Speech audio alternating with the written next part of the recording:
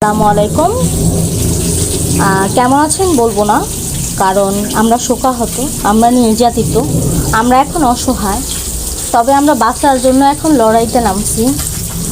এখন আমরা জানি সবাই কেমন আছে, তো কেমন আছেন বলে আর নিজেকে লজ্জিত করতে চাই না।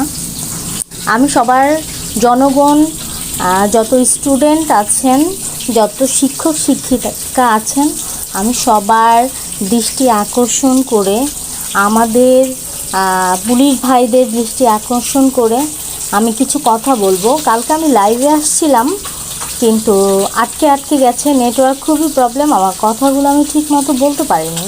হ্যাঁ, আর ফেসবুক তো আবার বন্ধ করে দিছে, তো ফেসবুকেও ঢোকা যায় না যে ফেসবুক লাইভে ঢুকবো। আর কি বলবো, আসলে বলার ভাষা নাই। সেটা হচ্ছে, এখন মানুষ একটা ভিডিও আপলোড দিলে সেটা দেখতেও ভয় পায়, লাইক তো দিকে দূরের কথা। যেমন আমি আমার টিকটকে 2টা ভিডিও আপলোড দিছি। একটা টিকটক কোম্পানি ভয়েস রিমুভ করে দিছে, আর আরেকটাতে আপনার ভিউ হয়ই না, আর আপনার এই ভিউ হয় না, মানুষ দেখতেও ভয় পায়। ঠিক আছে, তো এখন ভয় পাওয়ার সময় না। আর আজকে আমি কথাগুলো এই কারণে রিপিট করব, কালকের কথাগুলোই আমি রিপিট করব। আর আজকে আমি আর লাইভে আসলাম না, তো রিপিটটা হচ্ছে এই, কালকে আমার ভুল হয়েছে, কয়েক জায়গায় বুঝাইতেও ভুল হয়েছে। যেমন আমি অনেক কিছুই জানি না, আমি একজন অতি সাধারণ একজন মা। আমার সন্তানদের জন্য আমি কালকে কিছু কথা বলছি, আজকেও আমি সেই কথাগুলো রিপিট করার জন্য আসছি। কালকে আমি যুবলীগের ছাত্রদের নামটা ভুলে নিছি, কারণ হবে হচ্ছে ছাত্রলীগের ছেলেরা আপনার ইকোনমিক্সের স্টুডেন্ট ছিল আবরার। হ্যাঁ, ওকে যে আমাদের প্রধানমন্ত্রীকে নিয়ে একটা স্ট্যাটাস দিচ্ছে যে গ্যাস আরও কী নিয়ে তো অত্যাচার করে মাইরা ফেলছে, তখন আমাদের কেউ প্রতিবাদ করা হয়নি। হ্যাঁ, ওর এলাকাতে সম্মেলন হয়েছে কয়েক জায়গায়, কিন্তু পুরো বিশ্বে যদি এটা নিয়ে তখন প্রতিবাদ করতো, আজকে এ পথে আমাদের এখানে দাঁড়াতে হতো না। তো কালকে আমি কথাগুলো পুরো ক্লিয়ারভাবে লাইভে, নেটওয়ার্ক শুধু আটকায়। তো আমি পুলিশ ভাইদেরকে বলবো, হে পুলিশ ভাই, আপনাদের তো সন্তান আছে, ভাই বোন আছে, আত্মীয় স্বজন, মা বাবা সবাই আছে, আপনার একটা ফ্যামিলি আছে, সমাজ আছে। ঠিক তেমনই আমাদেরও ফ্যামিলি আছে, আমাদেরও সমাজ আছে। ওরাও কারো মায়ের সন্তান, কারো ভাই, কারো বোন, আমাদেরই সন্তান, আপনার আমার সবার সন্তান। এদেরকে আর অত্যাচার করেন না, এদেরকে আর মাইরেন না। সামান্য চাকরির জন্য রিজিকের মালিক তো আল্লাহ। হ্যাঁ, রিজিক দাতা আল্লাহ, দৌলতের মালিক আল্লাহ। আপনার যদি রিজিক না থাকে, আপনি যতই কামড়াকামড়ি করেন, আপনার রিজিক আপনি পাবেন না যদি আল্লাহ আপনার রিজিকটা নির্ধারণ করে না দেয়। সব পুলিশ ভাইরা যদি একজোট হয়ে আপনাদের বেসগুলা খুলে আপনারা যদি সাধারণ জনগণের সাথে আপনারা মিলে যান, তাহলে আমাদের প্রধানমন্ত্রীর কিছু করার থাকবে না।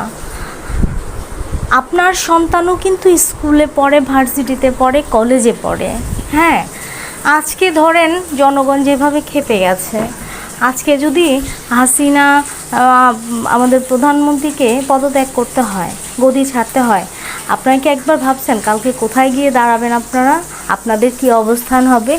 আর এই যে বিশ্বের যত স্টুডেন্ট আছে বা কলেজ ভার্সিটি, প্রত্যেকটা রাষ্ট্রে যদি আপনাদের ছেলে মেয়েদের অ্যাডমিশন না দেয়, আপনাদের ছেলে মেয়েদেরগুলো বহিষ্কার করে দেয় স্কুল থেকে, হ্যাঁ, ওদের সারা জীবনের জন্য, আপনারা কি পড়াশোনা করাতে পারবেন?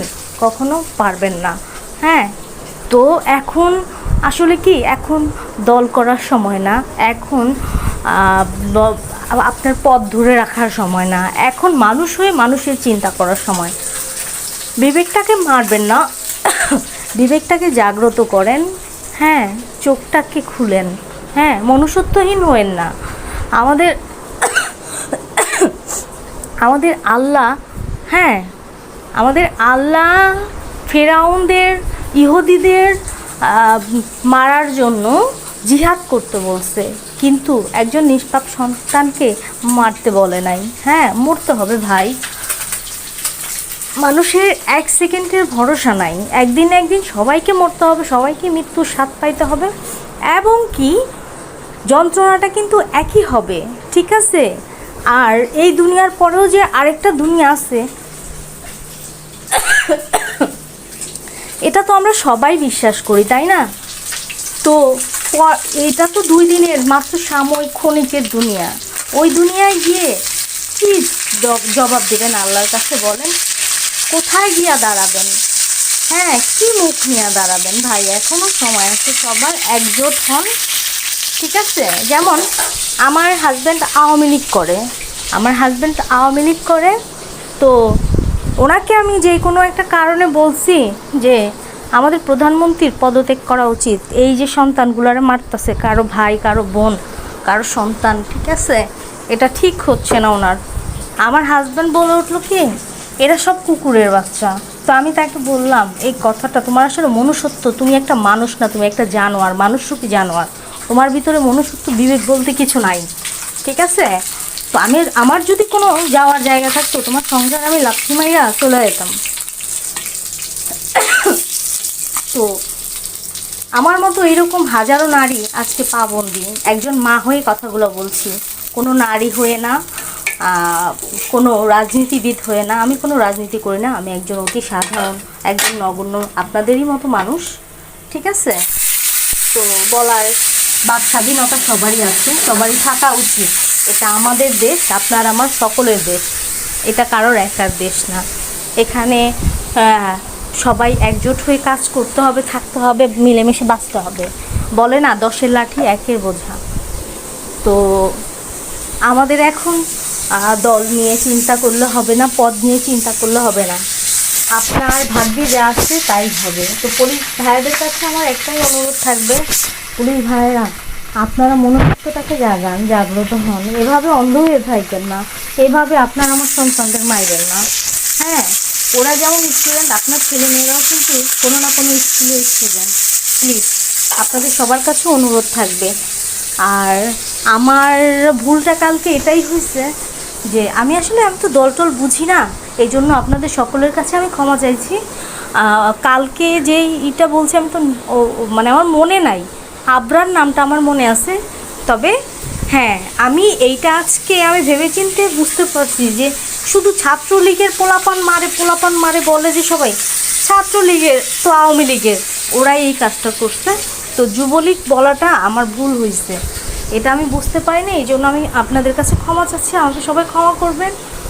সবার জন্য, আমার সন্তানদের জন্য আমি একজন মা হয়ে অনেক অনেক দোয়া রইল। ইনশাল্লাহ জয়টা একদিন হবে, যদি ইচ্ছেটা সৎ হয়, আমাদের চাওয়াটা সৎ হয়। আল্লাহ আছে, আল্লাহ সবার জন্য আছে, আল্লাহ সব দেখে।